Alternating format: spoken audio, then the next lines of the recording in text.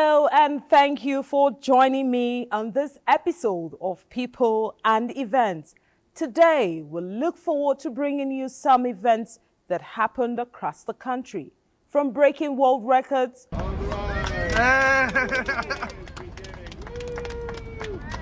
take you through the world of jazz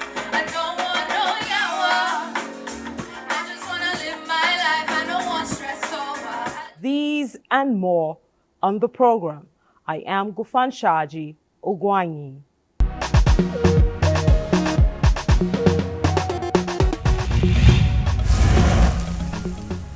Let's start off with telling you about breaking records, which has become one of the highest feats for Nigerians since 2023. Here in this package, we see how some Nigerians have put their names on the world map by breaking records. The latest being the chess marathon achieved by Tunde Onakoya, who played for 60 hours to help bring education to kids in the slums in Africa. It all started in January with a 17-year-old Philip Solomon who attempted to break the Guinness World Record for most skips on one foot in 30 seconds. But due to low publicity of this attempt, in May 2023, another attempt caught the eye of the media by Nigerian chef Hilda Bassi. She was set to beat the longest cooking time ever, which was 87 hours done by an Indian chef, Lata Tondon. However, Hilda Bassi was not the first Nigerian to attempt this feat, but due to the media frenzy and attention, it became a popular drive for Nigerians to attempt and break serious, funny, and mouth-watering records.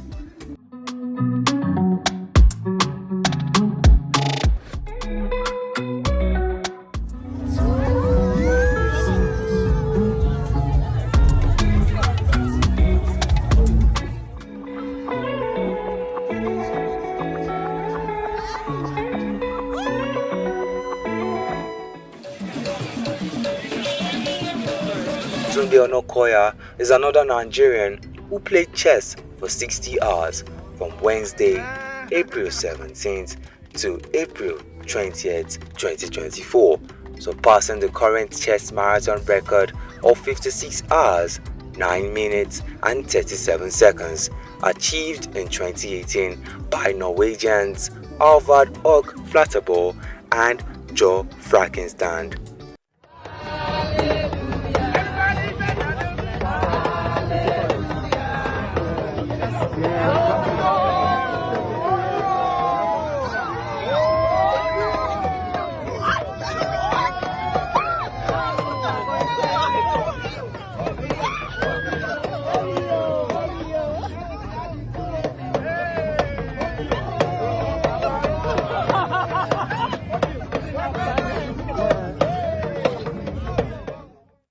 Tunde Onakoya started out from the slums of Lagos to becoming one of Nigeria's big names, giving back to the society and empowering over 1,000 children is a way of changing the narrative and giving a voice to the voiceless. We are using this medium to nurture their talent, to show them that there's always going to be a reward for hard work. Because when they win, they win prizes, and with the cash prizes, they can support their families with that. I decided to become an entrepreneur, start teaching chess to private schools, just like I had learned. And I'd never thought before. But in that period where I taught chess to children, it made me realize that chess was an important educational resource. I saw children that struggled, with their self-esteem and everything else. I saw them go from that year to year because they became really good at something. And after some time, I gave up on that too because I was earning just stipends.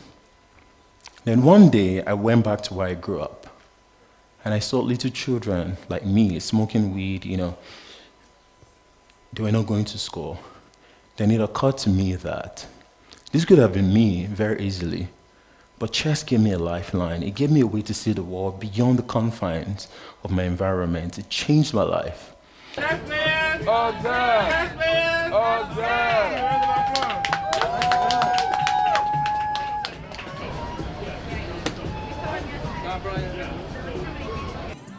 resilience shown by Nigerians in putting in the work cannot be overemphasized but commendable to the highest regard. Who will set the next record? Would it be another Nigerian? What will be the next record to break?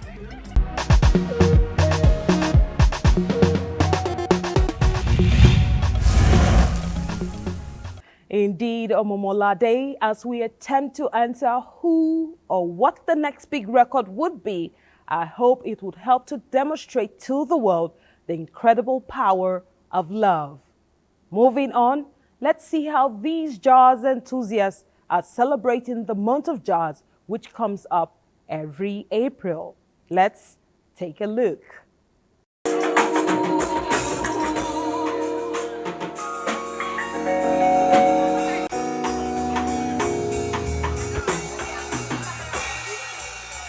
Music, they say, is food for the soul, as it is a universal language that gladdens the human spirit. Jazz is a genre that creates a unique mood. Just listen to those jazz enthusiasts who say the genre might not be so popular among netizens in Nigeria, but has a global acceptance.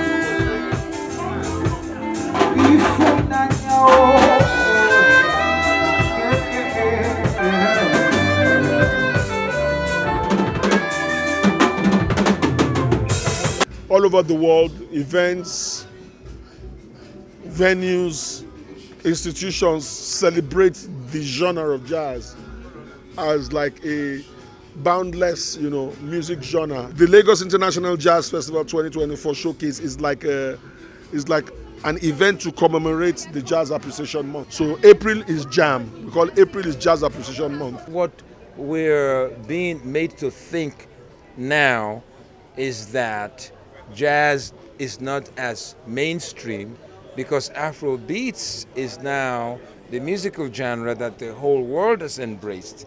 And so what happens? As they say, when Juju was reigning for a while, people think high life did not exist. But it did. So in the same way, I think jazz is still well and alive in Nigeria. It just seems to be, somewhat underneath what is happening with Afrobeats. Afrobeats, whether we like it or not, has revamped Nigeria's position on the global scene powerfully. But we have people who are now forefront and bringing for good the image of Nigeria, making Nigeria proud. You understand? So that genre has just come and has just hit the world stage. So you have stadia, these boys playing in various stadia for good. Afrobeat is for the Gen Zs. Jazz will always be for us, the old school. So that's the reason why we're here. And you can't take jazz away from Afrobeats. Whether you like it or not, you can't. It's up for us in Nigeria. That's the thing about Nigeria. Once we touch it, we spring it up. Afrobeats is not good anywhere. The genre is not good anywhere. They're new. I'm sure you notice that apart from the people like Burna Boy, Wizkid, and Davido, and so on and so forth, there are a new crop coming up right after them. This is how it's going to be continually. It's just going to keep on growing. Afrobeats is here to stay. In Africa and Nigeria, this genre of musical expression remains impactful and lucrative for many young people. There are quite a number of talented musicians who actually, perhaps wittingly or unwittingly, perform jazz without knowing that that's what they're doing. There's enough individuals who really appreciate the musical genre.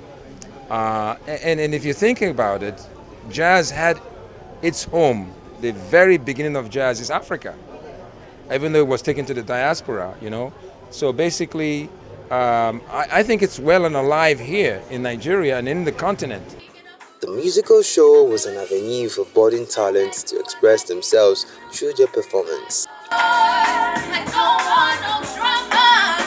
I don't want no yawa. I just wanna live my life. I don't want stress over. I love fly to Atlanta, then California. I just wanna live my life. Me, I don't want wahala. inside. All my songs I wrote, and so they come from a very personal place. I think also just the opportunity to experiment and figure out new sounds and take the time to craft something together that people will enjoy, I think is the reason that I keep going and keep putting music out. Afrobeat music is what we already know. We actually move our body, shake our body. Afrofusion is where I fuse Afro music with other genres of music, from jazz to pop to soul to lo-fi to country music to whatever music you can think about, because you can only connect more to somebody when you understand where they're coming from. And I say that my music is like pizza, you can take a slice, because I cater to you based on where you're coming from. And that's how I create my music. Jazz music genre is said to be a fusion of harmonic and rhythmic structures that gives an thrilling experience to the lovers of this music genre. Well, it's a music that, to understand it, you have to be sophisticated. It's not the music for a common man who just hears it on the road. It appeals to those who are elite. The elite listen to it. That's why they call it the music of the elite. Correct. If it's not so important, the elite will not listen to it, because it has intellectual value listening to jazz. It has a redemptive value. It has a resetting value listening to jazz. But as we are in Nigeria, we like a quick fix. If it doesn't make you dance instantly, it is not. Or then, anything of treasure, you don't see it everywhere. It shows how cherished, how important jazz is. It's a music of value, so you won't find it everywhere. Nobody do me like you. I done the love since I done the love tete. Nobody do me like you. The way you make me feel, it's extraordinary. Now I done fall in love more and more.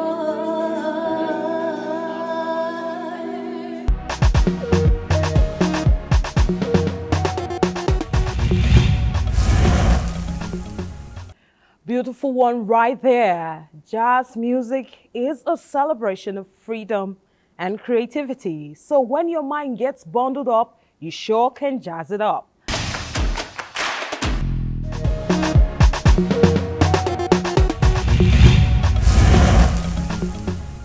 Thank you for staying there. Moving on, I'll let you get all the gist of this package for yourself.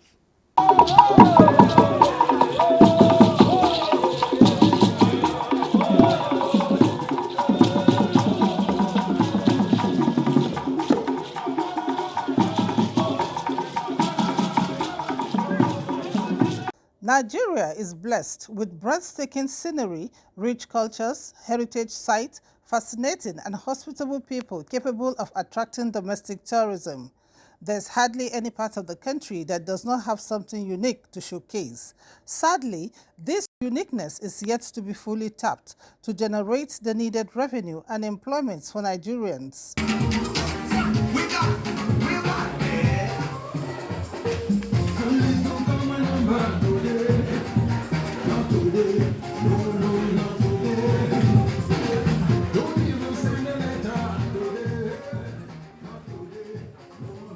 This forum is designed to deliberately highlight and promote Nigeria's history and tourism, where over 1,000 tourist sites cutting across the 36 states, including the FCT, were shown in pictures. The journey of discovery is not in seeing new places, it's in seeing Nigeria with new eyes.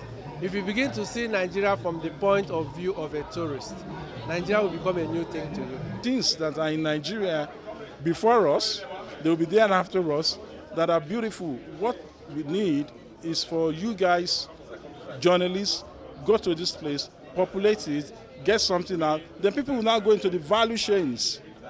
The value chains is where the money is. Have you not heard about the Kogos warm spring? That is the only warm spring in the world. It's the only spring, it's the only place where warm and cold water flows together. Have you heard about Abanijori rocks? Abanijori is the only rock in the world where its bellies harbors an amphitheater that can contain 482 seats, 482 persons. This rock has 7 caves and underground tunnel.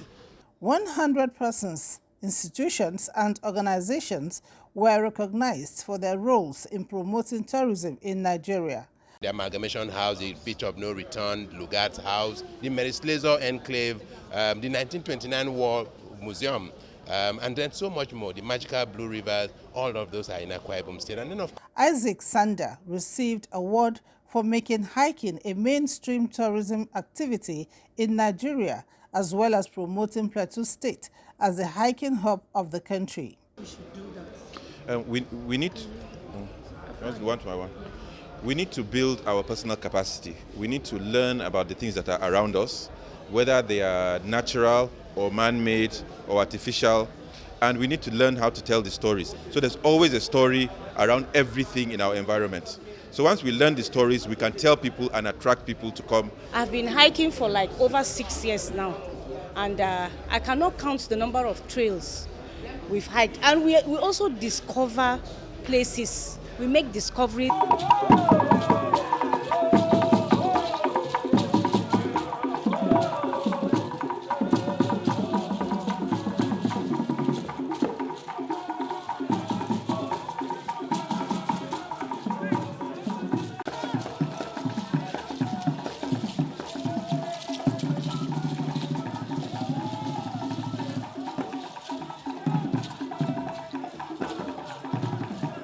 The Minister of Tourism, Lola Adejon, reflected on the importance of preserving and protecting the nation's treasures for future generations, adding that tourism should be part of schools' curriculum. We work with the tourism industry, all the stakeholders, how we are going to teach and inculcate tourism in not only the communities, but in Nigeria at large. While highlighting the challenges in telling the Nigerian story, speakers drawn from various subsectors of the industry encouraged Nigerians to explore their own country as a way of promoting domestic tourism and invest in expanding the value chain at such locations across the country. I really need us to pay attention to the loss of revenue each time we take people to destinations. The tour operators, in terms of selling the country, to keep selling the country, in terms of the government, making Nigeria more accessible,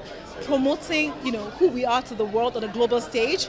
The Wonders of Nigeria Expo is a platform to celebrate the rich tourism potential and encourage the preservation of historical assets.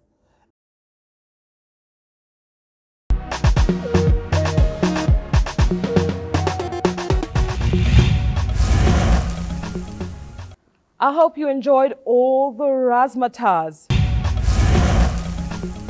Before we go, contrary to the popular Yoruba saying that 20 children cannot play together for 20 years, set of the 1964-69 alumni set of Ebenezer African Church Primary School, Oke Ado, Ibadan, have defied all odds to build on the cordial relationship established 60 years ago when they gained admission into the school in the year 1964. 60 years after, it was time to reminisce and relive beautiful memories of their common denominator. Yemisi Ajagun was there to capture the memorable moments for these senior citizens. When we are going home, we shall say goodbye to you teachers. Goodbye to you teachers. It's time for us to go. In our time, Ebenezer Okado was the school to attend, primary school to attend. And I'll give you one reason for that. Now, another reason why we were able to also connect was that we all went to good schools. Name the good schools, you see Ebenezer students there. See, what we are doing is, first of all, to make ourselves happy, get ourselves together, see how we can help the less privileged even among us. Most importantly, the pathway our parents took us through. You must go to school, you must read, and you must do well. 60 years after we entered primary school, and for being able to network ourselves to keep together after we left school. It was a good school, and we're trying to bring it back to similar to what we enjoyed. We're celebrating our late headmaster, Mr. we call him Baba Adekoya, who really trained us. He made sure we were sharp, he made sure we were ready. He will come into a class and say 2 + 2 × 2 divided by 6 over 10. And you dare not miss it. And that kept us on our toes. By 7 a.m., we were doing homework in the school, and you were marked immediately. And so that's what we are thanking God for.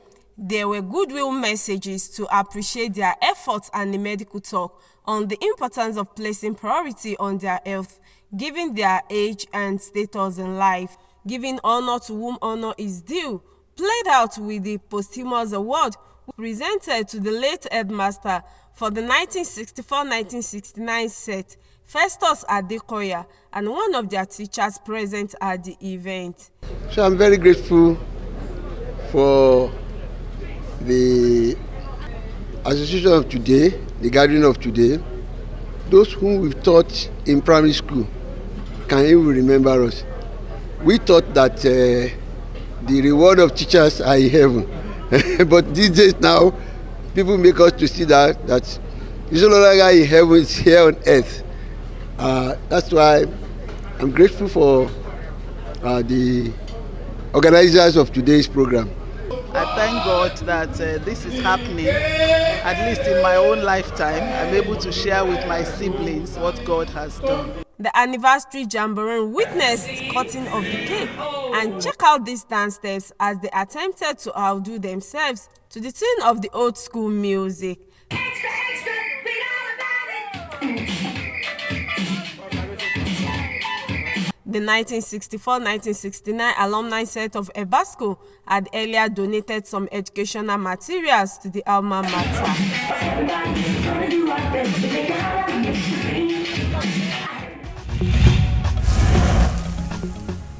It is on this note that we'll call it a day on today's episode of People and Events. I hope I was able to spike up your day. However, remember to jazz it up with some sweet melodies when your mind feels cluttered. I am Kufan Shaji Ogwanye, and I'll see you again.